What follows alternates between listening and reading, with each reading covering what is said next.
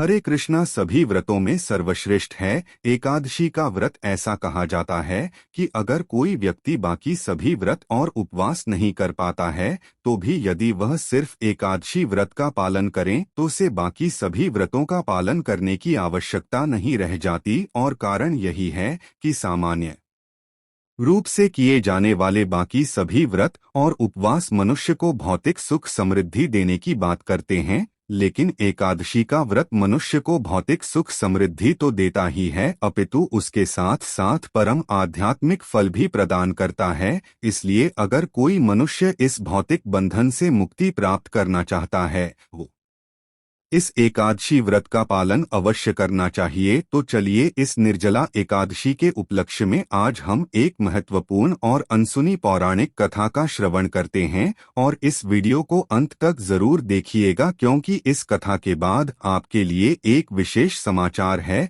तो चलिए आरंभ करते हैं। एक वर्ष ज्येष्ठ मास के शुक्ल पक्ष में आती है निर्जला एकादशी। इसे पांडव निर्जला या भीमसेनी एकादशी के नाम से भी जाना जाता है। यह वर्ष की सबसे बड़ी एकादशी है। वैदिक शास्त्रों के रचयिता व्यास मुनि कहते हैं कि जो भी व्यक्ति इस एक एकादशी का अगर पूर्ण श्रद्धा और नियम से अन्य जल का त्याग करके पालन करता है तो उसे वर्ष के सभी एकादशी करने का पुण्य फल अपने आप मिल जाता है। और इस कथा का वर्णन आता है गरुड़ पुराण में। हम सब जानते हैं कि पक्षीराज गरुड़ भगवान श्री हरि के वाहन हैं, लेकिन क्या आप जानते हैं उन्हें इस महान सेवा और पद की प्राप्ति कैसे हुई? तो सुनिए। पक्षीराज गरुड़ के पिता है ऋषि कश्यप और उनकी माता का नाम है विनीता। एक दिन वे नेता और ऋषि कश्यप के अन्य पत्नी कद्रु के बीच में शरत लगी कि देवताओं के घोड़े उच्च प्रवाह का रंग कौन सा है। स्वाभाविक है कि उसका रंग दूध के समान श्वेत ही था, लेकिन कद्रु ने कपट पूर्वक वे जनता से कहा कि उसकी पूंछ का रंग काला है। इस बात पर दोनों में शर्त लगे और यह तय किया गया कि इस बात की पुष्टि की जाएगी और जो भी हारेगा वह दूसरे का दासत्व स्वीकार करेगा। अब देखिए कद्रु ने चालाकी पूर्वक क्या किया कि उसने अपने सभी संतानों को जो कि स्तर पर थे उन्हें और घोड़े की पूंछ पर लिप्त जाने के लिए कहा ताकि जब पुष्टि की जाए तो उसकी पहुंच सच में काले रंग की देखें। अपनी माता की आज्ञा पाते ही सभी सैनिकों ने ऐसा किया और परिणामस्वरूप गरुड़ की माता विंता यह शायद हार गई और उन्हें कद्रु की दासी बनकर रहना पड़ा। इस बात से दुखी गरुड़ ने एक दिन निर्णय किया कि वे अपनी माँ था को इस दासत्व से मुक्त कराएंगे। इसलिए उन्होंने कद्रु से जाकर पूछा कि अपनी माता को दासत्व से मुक्त करने के लिए वे क्या कीमत चाहती है। तो कद्रु भी चालाक थी, वो चाहती थी कि वे सदैव उसकी दासी बनकर रहे हैं। इसलिए उसने गरुड़ को एक असंभव कार्य सौंपा और वो कार्य था देवलोक से अमृत का कलश को लेकर आना। गरुड़ ने अपने पिता के मार्गदर्शन में इस असंभव कार्य को संभव बनाने का निर्णय लिया और देवलोक में जाकर अनेक संघर्षों के पश्चात वे उस अमृत कलश को धरती पर लाने में सफल हुए और इस प्रकार उन्होंने अपनी माता विंता को कद्रु के दासत्व से मुक्ति दिलाई। जब भगवान श्री विष्णु ने गरुड़ के इस महान पराक्रमी बुद्धि चातुर्य और विनम्रता को देखा तो उन्होंने उसे अपने वाहन बनने का प्रस्ताव रखा। गरुड़ के लिए तो यह अत्यंत सौभाग्य की बात थी और उन्होंने बड़े ही प्रसन्नतापूर्वक इस सेवा का स्वीकार किया। एक दिन गरुड़ और भगवान श्री विष्णु के बीच में कुछ संवाद हो रहा था। उस समय गरुड़ ने भगवान श्री हरि से पूछा, हे भगवान, मैंने सुना है कि सभी व्रतों में एकादशी तिथि आपको सर्वाधिक प्रिय है, लेकिन कई बार इस एकादशी तिथि के दिन को लेकर अनेक भ्रांतियां फैली रहती है, तो आखिर कौन से दिन इसका पालन करना चाहिए, इस विषय में मैं जानना चाहता हूँ।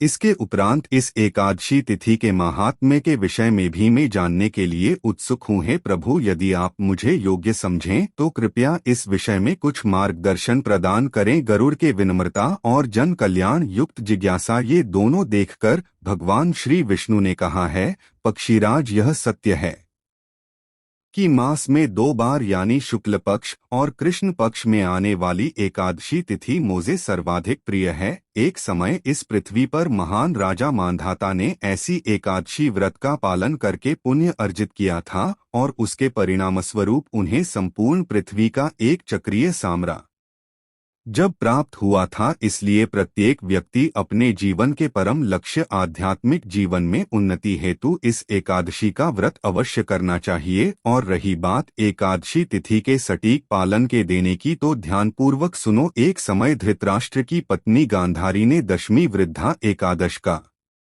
पालन किया था और उसी के फलस्वरूप उसके सभी 100 पुत्रों का विनाश उसके जीवन काल में ही हो गया था। और इसलिए किसी भी व्यक्ति को दशमी वृद्धा एकादशी का पालन नहीं करना चाहिए। द्वादशी के साथ जो एकादशी आती है, उस एकादशी तिथि में भगवान श्री हरि का संविधान रहता है। जो दशमी से युक्त एकादशी होती है, उसमें असुरों का संविधान रहता है, इसलिए उसका पालन नहीं करना चाहिए। ऐसे समय में व्यक्ति को द्वादशी के दिन एकादशी का पालन करना चाहिए। यदि एकादशी तिथि एक कला मात्र गणना में भी रहती है, तो द्वादश युक्त एकादशी को ही यह व्रत उपाय किए हैं। यदि कभी एकादशी, द्वादशी और विशेष रूप से त्रयोदशी तिथि भी एक ही दिन में आ जाए, तो इन तीनों तिथियों से मिश्रित यह तिथि व्रत करने योग्य होती है, क्योंकि ऐसी थी मांगलिक एवं सभी पापों का विनाश करने में सक्षम होती है। किंतु दशमी से युक्त एकादशी का व्रत कभी भी नहीं करना चाहिए। प्राचीन समय में महाराज रोक मांग भी एकादशी के दिन रात्रि में जागरण, भागवत कथा का श्रवण और भगवान श्री गदाधर विष्णु का पूजन करते हुए वर्ष के सभी एकादशियों का पालन करते थे और इसके फलस्वरूप उन्हें इस भौतिक जगत से मुक्ति प्राप्त हुई थी। तो ये थी निर्जला एकादशी का महिमा। इंडियन करती हुई पौराणिक था। जैसा कि हमने इस वीडियो की शुरुआत में कहा था कि इसके अंत में आपके लिए एक स्पेशल न्यूज़ है। जैसा कि आप जानते हैं, इस समय हम एक बहुत बड़े एनिमेशन प्रोजेक्ट पर काम कर रहे हैं और ये प्रोजेक्ट है भगवान श्री कृष्ण की बाल लीलाओं पर आधारित अत्यंत मनोहारी एनिमेशन। इसकी कथा वार्ता हमने ली है श्रीमद् भागवत पुराण से, यानी इसमें कोई मसाला और मिलावट नहीं है, एकदम प्रमाणभूत, यानी जैसे आप स्वयं भागवतम पढ़ रहे हों वैसे ही। और खास करके ये आपके बच्चों के लिए बहुत ही अच्छा उपहार साबित हो सकती है, क्योंकि यह स्टोरेज उन्हें देखना अच्छा लगेगा और इससे उन्हें भगवान श्री कृष्ण के बारे में भी जानकारी मिलेगी। तो यह प्रोजेक्ट आपके लिए और आपके बच्चों के लिए सबसे बेस्ट होने वाला है। यह एनिमेशन प्रोजेक्ट है, इसलिए इसमें अधिक समय तो लगता ही है, लेकिन साथ साथ लक्ष्मी भी ज्यादा लगती है। यह प्रोजेक्ट आधा पूरा हो चुका है और इसके कुछ क्लिप्स आप अपनी स्क्रीन पर देख पा रहे होंगे। क्रेश यानी सबको आकर्षित करने वाला हो। सच ही तो है, ऐसा कौन जीव होगा जिसे एक रास्ता से आकर्षण लाभ, तभी तो उसे प्रेम करने वालों के साथ साथ उससे दुश्मनी निभाने वालों की भी कहाँ कमी थी। लेकिन इसे पूरा करने के लिए हमें आपकी सहायता की आवश्यकता है। अगर आपको लगता है कि हमारे आने वाली पीढ़ी यानी बच्चों को अच्छे वैदिक संस्कार देने के लिए महत्वपूर्ण ऐसे इस कृष्णायन प्रोजेक्ट के लिए आप भी हमारे कुछ आर्थिक सहायता कर सकते हैं, तो स्क्रीन पर दिए गए नंबर पर आप हमें अपना आर्थिक योगदान भेज सकते हैं। आपकी सहायता हमारे इस प्रोजेक्ट को आगे बढ़ाने में मदद करेगी और सनातन धर्म के प्रचार का पुण्य फल आपके खाते में जरूर जाएगा। तो वेदों से लिए गए इन प्रमाणभूत कथाओं से भरे हुए इस कृष्णायन प्रोजेक्ट के लिए अपना योगदान अवश्य दें। और फिर वैसे भी यह निर्जला एकादशी का समय है। इस शुभ अवसर पर ऐसे शुभ कार्यों के लिए योगदान देने से अच्छा क्या हो सकता है। तो चलिए इस निर्जला एकादशी के उपलक्ष्य में अपने मन, तन और चेतना को भगवान श्री कृष्ण के चरणों में समर्पित करते हैं और इस वैदिक सभ्यता को यथारूप में आगे बढ़ाते हैं। हरे कृष्णा।